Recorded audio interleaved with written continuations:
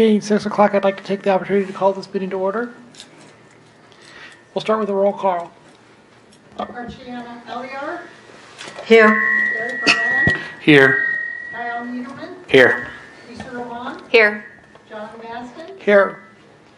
Now, if you'll join me in a moment of silent prayer or private reflection.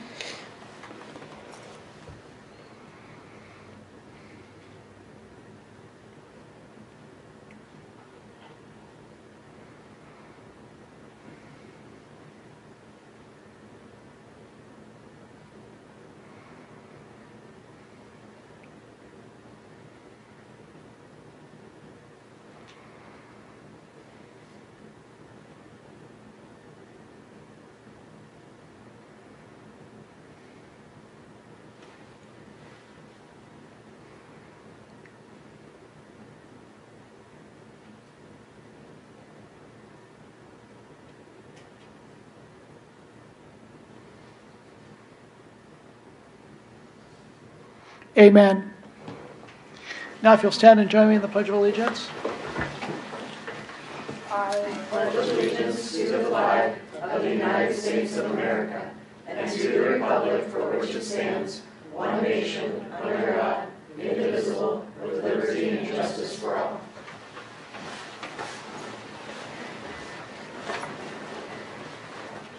Does anybody think we need an executive session? I don't think so. And that'll bring us up to call to public. Christine Simmons, start us off.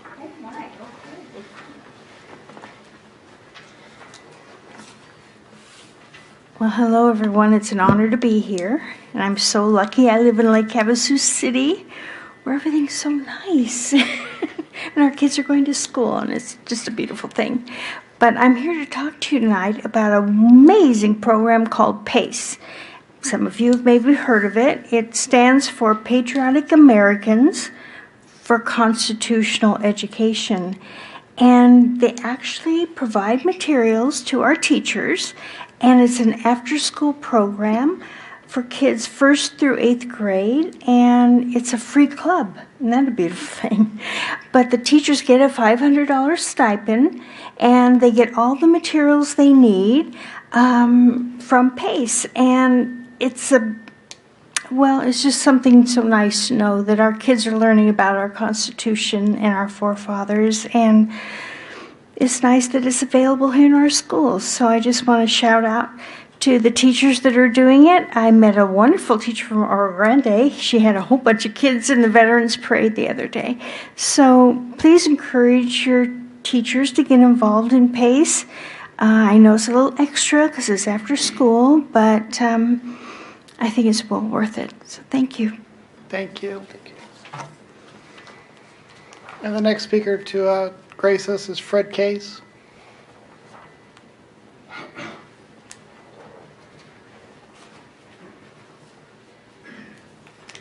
Yeah, I'm here today.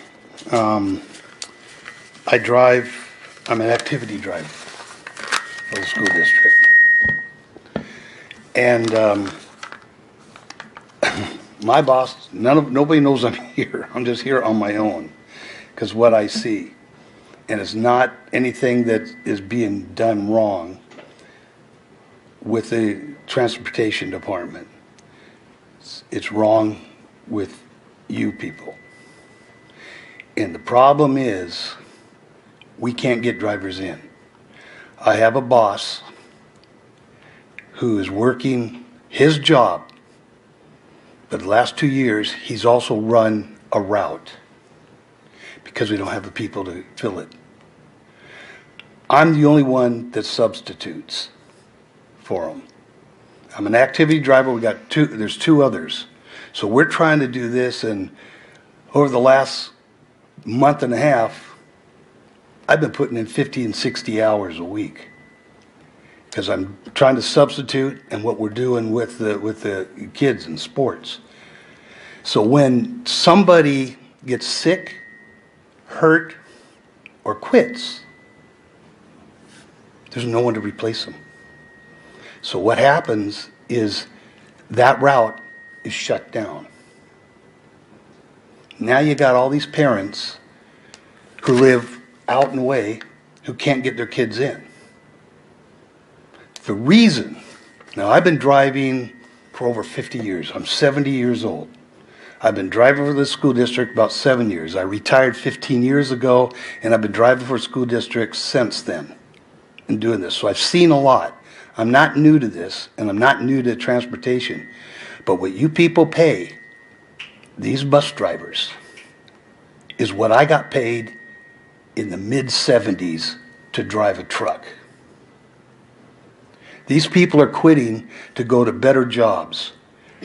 A better job is going to McDonald's or In-N-Out, where they're paying $1 to $2 more per hour. It doesn't matter too much to me because I'm retired, and this is just keeping me alive. But I'm the only one that has to fill in for people because there's not enough people to fill in the spots. You're overworking, and I know darn well that that Bobby Kearns would probably disagree with me, but I've been around business long enough, and I got a degree in business, and I drove truck for 30 years, and I also worked for a division, a Safeway, in the division office. So I kind of know what I'm talking about a little bit, but you're going to kill that man because he has to do his job plus drive. And we get people in. He's brought in 5 people, 6 people. We got 1 to stay. It's not easy to do this job with the middle school. I got off the one route because I had one girl who ran back and smacked another girl because that girl called that one a whore. The 7th grader ran back and smacked her. I didn't catch her smacking her, but by the time I got in the bus stop, I had 3 or 4 kids up. I told one kid to sit down, and I'm not exaggerating, for 12 times he told me to F off, get out of his effing face, and trying to pick a fight with me, trying to get me to do something to him. With me, I don't care. He's a 14-year-old little kid. So I just continued and told him to sit. But that driver who had it in the morning, she quit. She went to another job that paid more. They took me off of it because Bobby was scared to death that I was going to quit because of this kid. I'm not going to quit. The kids don't bother me. And if you say it, I'll probably punch you in the face. But a little kid, I'm not ever going to touch him. But we have to put up with it. And I'm not the only driver. This is what goes on constantly. Bobby's knows it. Everyone knows it. And it goes on constantly. And we got no backing from anybody to help with these kids. Nothing. They don't go, you don't pull them in, you don't put them in some kind of detention at school, you don't do anything. All that happens is we have a chance to kick them off the bus. What does that do? It doesn't do a darn thing because the kid doesn't care. But the parents suffer. And you think that, all right, now that parent will do something. Not necessarily. Because that kid could be really sweet. He could be like an Eddie Haskell, if you know who Eddie Haskell is. Really nice to all the adults in around, but he gets around their people, their kids, and he's a jerk. But I'm tired of having to go in and watch my fellow drivers. I'm tired of going in and watch my fellow drivers have to work and have to keep on working, and we have no way to get anyone in. So I'm asking you, I'm requesting you to look over your pay scale because we need people in, and you're paying less than they do at the hamburger joints. Thank you.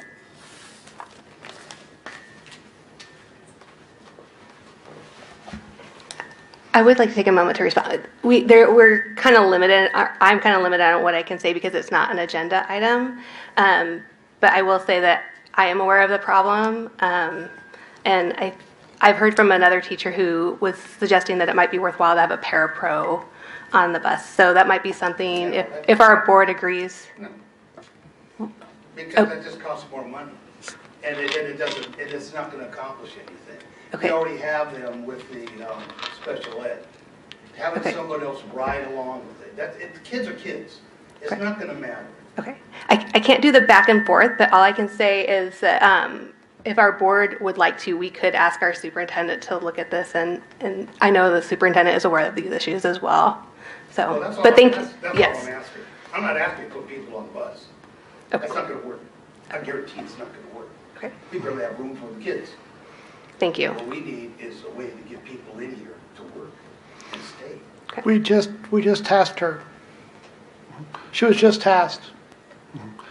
The other thing that I would like to see is if you've got some specific incidents or some specific details about the kid incidents that we may not know about, that you would report them and we could look into them. With me, I treat it different than others. What goes on the bus stays on the bus. I just deal with it. But others have it, and it's all in the records.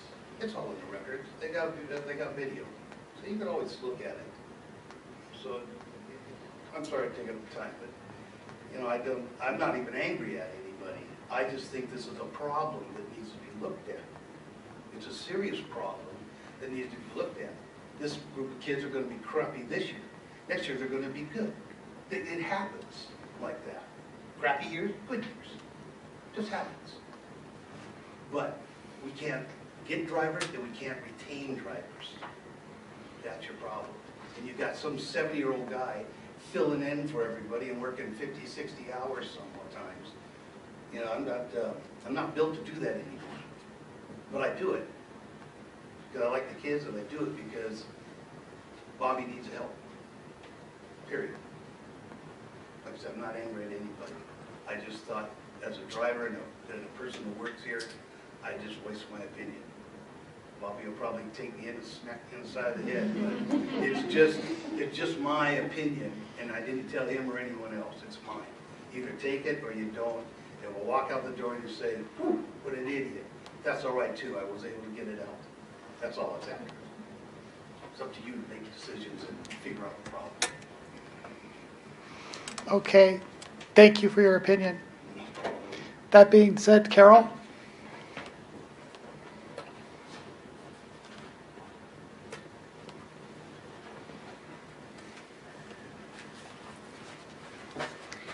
Good evening. I'm Carol Nowakowski, the president of the local association, the Havasu City Education Association. Today, I want to acknowledge that it is American Education Week, and kickoff was yesterday. Today, Tuesday, the purpose of Education Week is for us to be able to celebrate celebrate in a manner for each day is focused on those that help us in the efforts to support our students. So for instance, today the focus is on families and their support for our students and what they do for us, which is why I brought cookies, because hopefully we have a couple families here to acknowledge. And then tomorrow is Education Support Professionals Day. We couldn't live without them. And we hear you, and we understand. And so we are here I'm going to acknowledge the 3 that I see in the room. So. Thank you.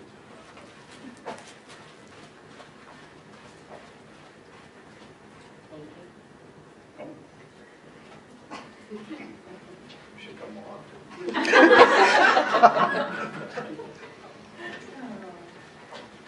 Thank you.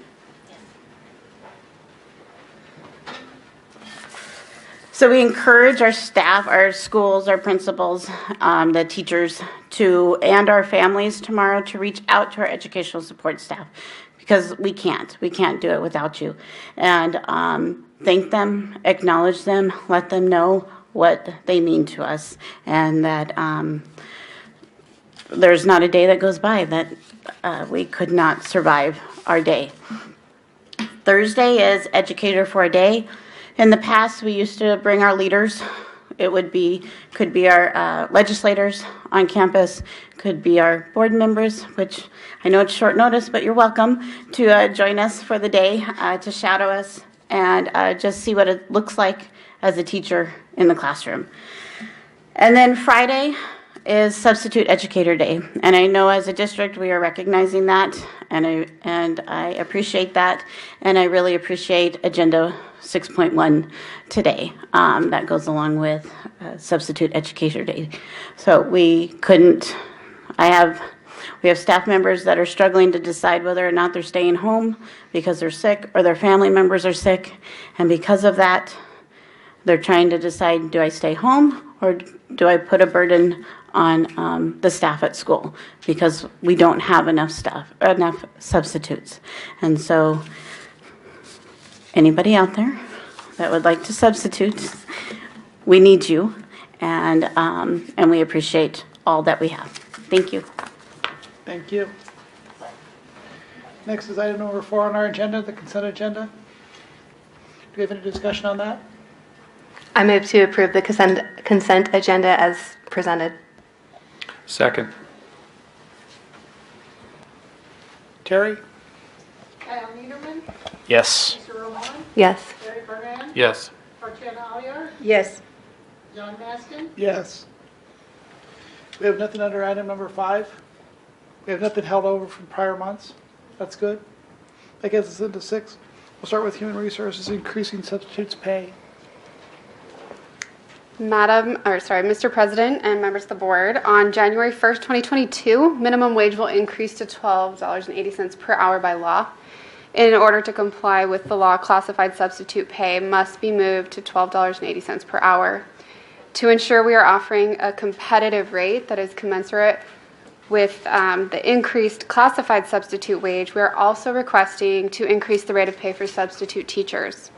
LHUSD will increase substitute teacher pay from $100 to $115 per day for short-term jobs 1 to 10 days in length. The daily rate of pay for substituting between 11 and 20 days in the same classroom will increase from $115 to $130 per day, and the long-term substitute rate will increase from $155 to $165 per day. This rate is paid for substituting a minimum of 21 days in the same class or filling a vacancy. This change has been reviewed with business services and can be accommodated within the current budget. Questions? I move to present item 6.1. I second. I will just say briefly, substitute teachers, as Mrs. Nowakowski pointed out, we are in short supply. We have been for a number of years, and the problem has only grown worse. Just the same issue as what affects the bus drivers. Substitute teachers, for sure, earn at least this amount. So I for one, support the increase. Lisa Roman, Yes. Gary Berman, Yes. Archana Aliyar, Yes. Kyle Niederman, Yes. John Maskin, It's state law, so yes. That gets us to 6.2 is purchase of occupational therapy.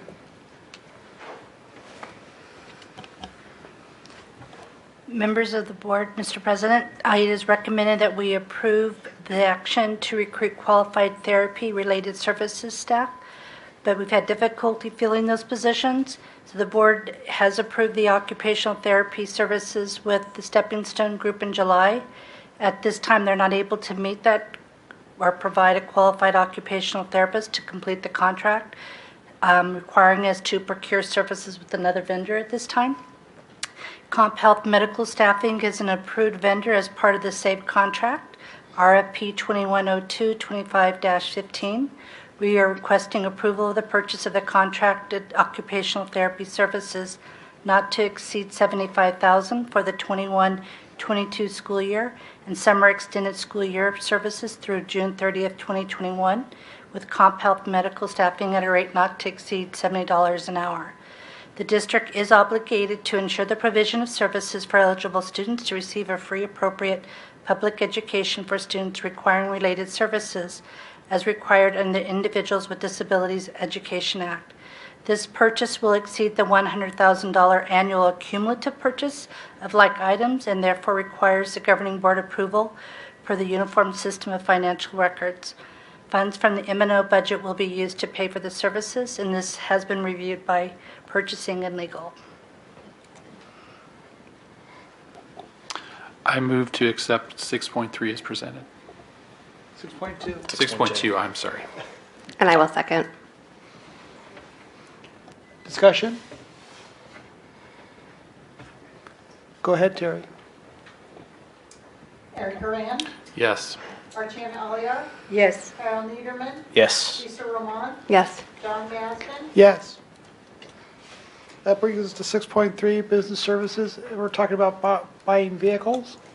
That's correct. Mr. President, members of the board, an evaluation of current equipment and resources highlighted transportation needs in both warehouse and food service operations. The warehouse conducts daily deliveries from the central warehouse facility to all school sites. Deliveries can include mail, furniture, and equipment.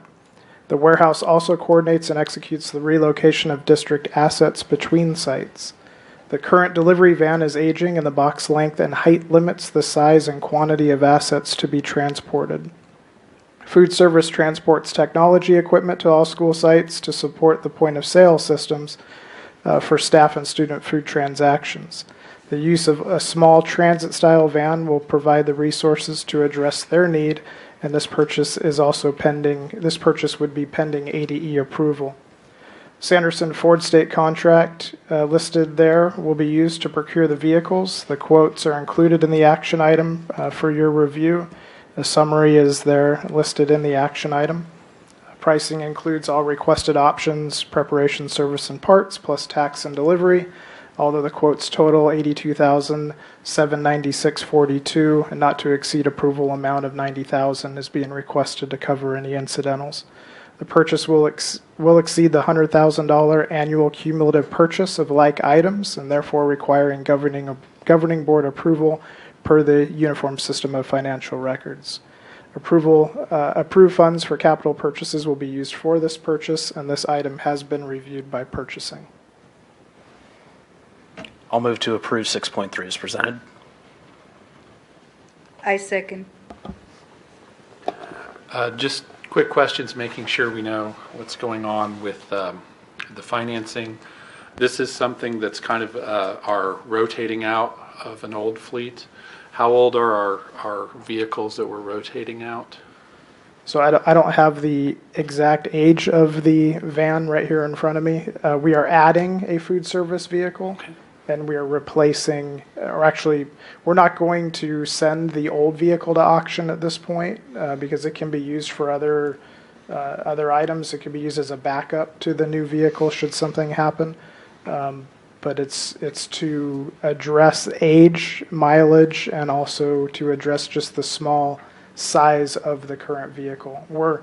We transport, as said in the action item, assets throughout the district, and there are many furniture pieces and equipment pieces that we can't fit in the current warehouse delivery truck. We have to use either a flatbed or something like that to transport it, and securing the equipment is something that we want to make sure is done properly, and it's always safety is always our number one concern. I can tell you the age of that truck is it's up there. It's probably decades old. Triple digits? Not triple digits, but it's probably decades old. Decades.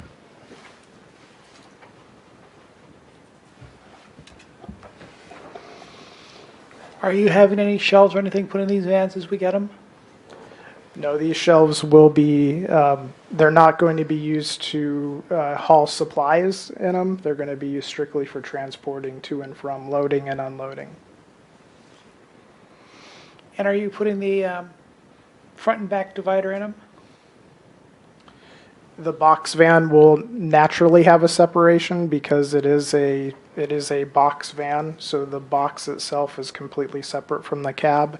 The food service vehicle will not have a divider because they're just hauling towers and those types of equipment, as Gina will probably be one of the primary drivers of that vehicle. But there I is know no- because I have 2 of those Transit Connects. Correct, and that's for the technology department, and so they are equipped for technology. Good.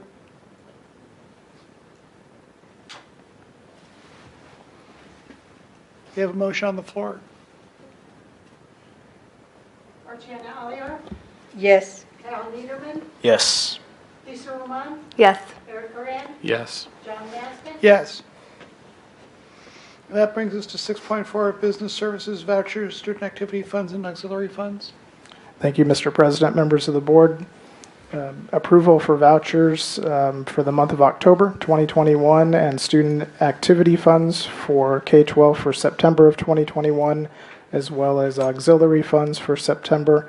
You see listed there. And the voucher report, as I mentioned, is for October 2021.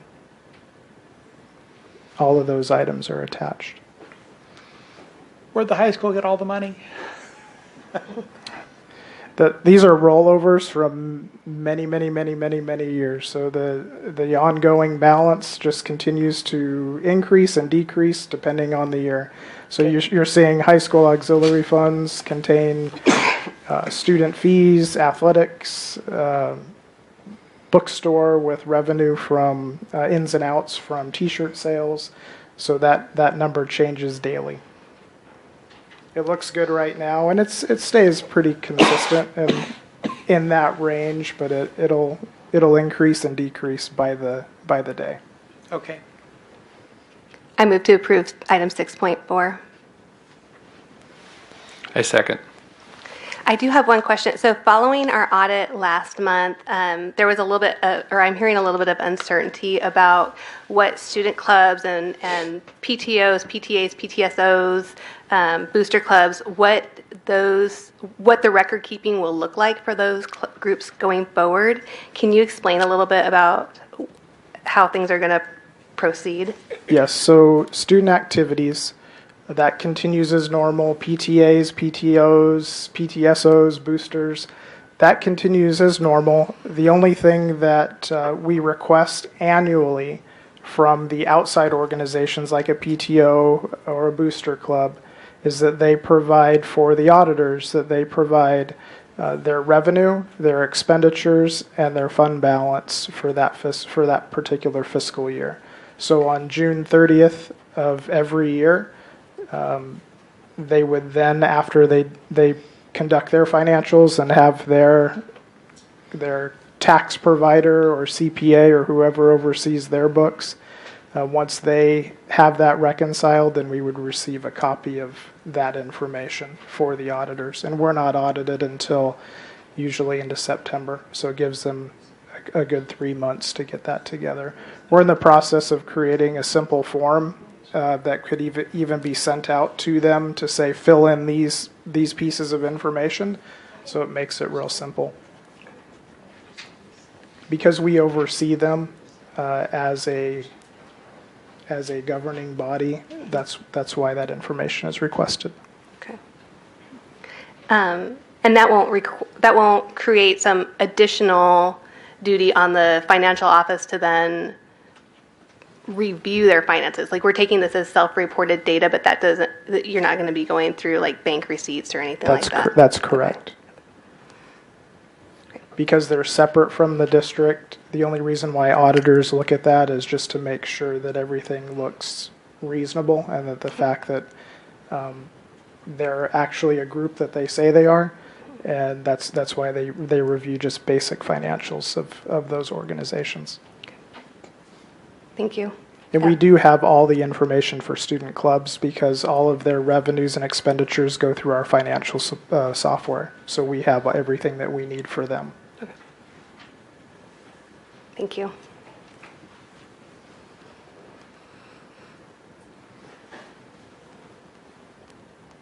We're ready to vote, I think. Cal Niederman, Yes. Lisa Roman, Yes. Eric Duran, Yes. Marciana Alliar, Yes. John Maskin. Yes. That brings us to informational number 7. Do you have information? I do, Mr. President, members of the board. First, I would like to thank American Education Week, all of our teachers and all of our support staff and our substitutes. We certainly couldn't do it without any of those people. We need each and every one of them, and it is important that we continue to bring in those people for those vacancies that we do have. Our kids depend on that, our families depend on that, and so we just thank all of those that are doing that work. The second thing I would like to share is that we are currently going through a math adoption for grades 7 through 12 and an English adoption for grades 9 through 12. Those committees have started meeting, but the public is going to be invited sometime beginning in mid-December, I believe, to start reviewing all of our materials. And we will be sharing this information on our newsletters, on the radio, every place that we can possibly go to make sure as many of our community members as possible come in, review all those materials, give us their feedback before we come forward with an actual recommendation to the board. So just sharing that that's out there, and thankful for those board members who are participating on those committees. And I would also like to recognize our football team who will be participating in the first round playoff game this Friday, November 17th. It's at 7 p.m. And if anyone would like to attend, the tickets are online, and you can find that on the high school's website. That's it for tonight. Okay, any informational things from the rest of my board members? That brings us up to number 8, which is call to public. We've got another one coming down.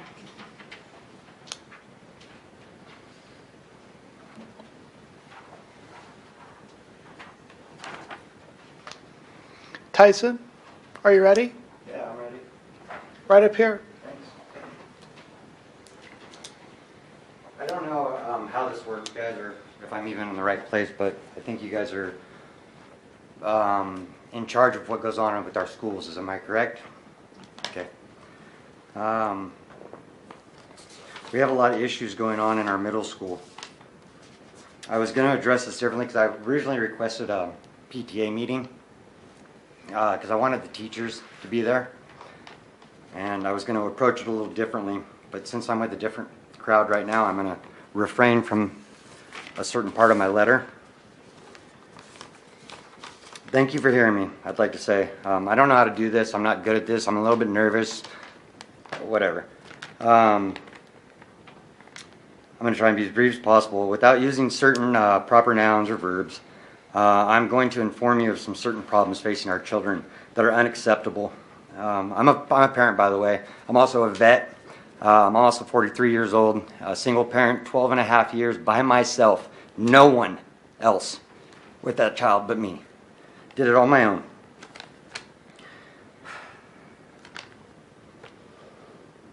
Okay.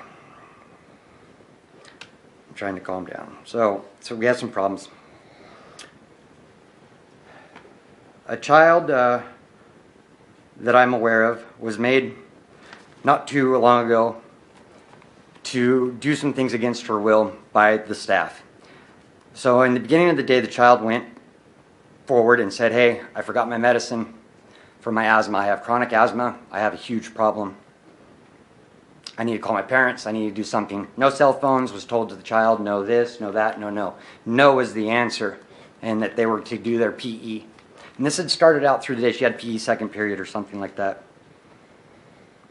That's where we went wrong, period. The first thing you do is just take the child for truth right there. And we stop and we go, okay, let's get a hold of the parents.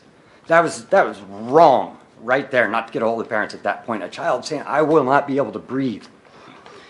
Okay.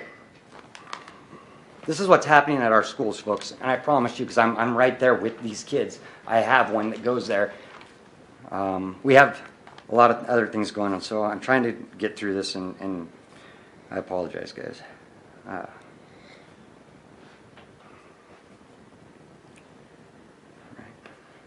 So several teachers were informed of this during, after, and before the event. Yet the child was belittled. So I don't think anybody here needs the definition of belittle, but you get what belittled means, right? We don't need an actual definition. It means made to feel small, not worthy. Okay. These kids in these situations are just unacceptable. You act as the situation, like I said already, is real no matter what with a child, especially when it comes to health. Then if they're faking, we deal with that later. We know that we start to recognize the child. Okay, the child has a pattern of this. Then we go from there. I'm just really stuck on this issue that this child was literally told, She ended up puking on the track and hitting the ground. Not okay. There's no excuse for that. Another child was not allowed to use the restroom because they have some kind of a restroom policy. And I understand kids are crazy, man. They jump here, jump there. They do this, they do that. They're not focused. I get all of it. These kids are going through puberty. They've just come out of COVID. They had all kinds of restrictions put on them. And now we're sitting here and trying to do the same thing and keep them restricted. They have enough of that from everywhere else. Now, I understand they can't just go to the bathroom whenever they want, but especially these girls don't need to be hassled about going to the restroom. One child was left in a seat because she had forgotten her items that she needed and had to wait till break to go to clean herself up. I know this girl personally. This is wrong. The teacher says, no, you can't go to the bathroom, but I have an issue. There shouldn't even have that be said. How embarrassing. How embarrassing, dude. And our teachers are doing this at Thunderbolt School. She was humiliated, yeah. So I went over the rule. PMS puberty, actually. Yeah, this is America, dude, straight up. And we need to remember that, dude. Like, that we are all people here living. We don't know how we got here. None of us do. But we're here. And we're still humans, and we still got to be kind. That's what you need to remember. Be kind, be kind, be kind. Out of all of this, that's why I'm trying to be kind right now, because I don't want to be kind. I want to see these people that did this to these children.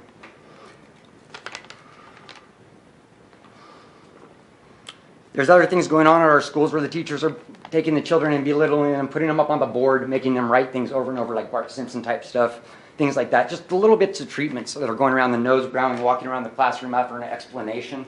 One explanation, no, you're there to teach, teacher, so teach. If they ask you 70 times, 100 times, it doesn't matter. Continue to give them the answer, teach. We don't just do this and browbeat and then act like you're bugging me. Get out of there, dude, if you don't want to teach. I understand we're all facing a problem that people can't go to work right now because of government's giving them money, whatever. We have a shortage of people working. I get that. So we have to be thankful for the teachers we have. We get that. The teachers that we have just need to have some kind of an uplifting from their higher ups that says, hey guys, here's what's going on. We have an idea. Nobody's in trouble. We need it to stop. Here's how we can get it to stop. Start changing our attitudes and our views, thinking of them as people, not as kids that we just point a finger at and tell what to do and get them on through to the next grade. They need to take each situation specifically, each child specifically. There is no hurry. We're not in a hurry. What are you in a hurry for? I'm not in a hurry. I want my kid to slow down.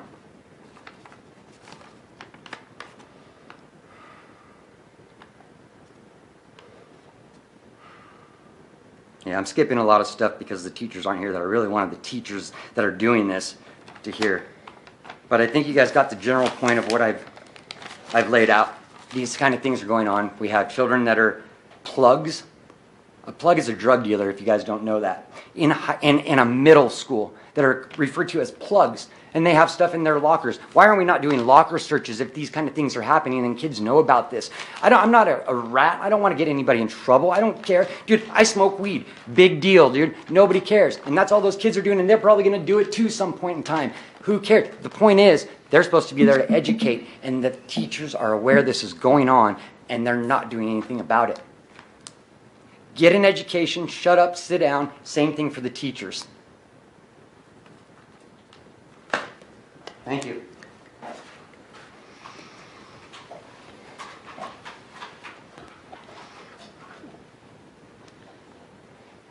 Now that our call to the public is over, we're down to communications. Board suggestions for future agenda items. Hearing none. Press media, clarifying questions. Then that brings us to adjournment. put up the motion to adjourn. I'll second. Lisa Roman, Yes. Eric Duran, Yes. Artiana Alliar, Yes. Alan Niederman, Yes. John Maston, Yes, we are adjourned.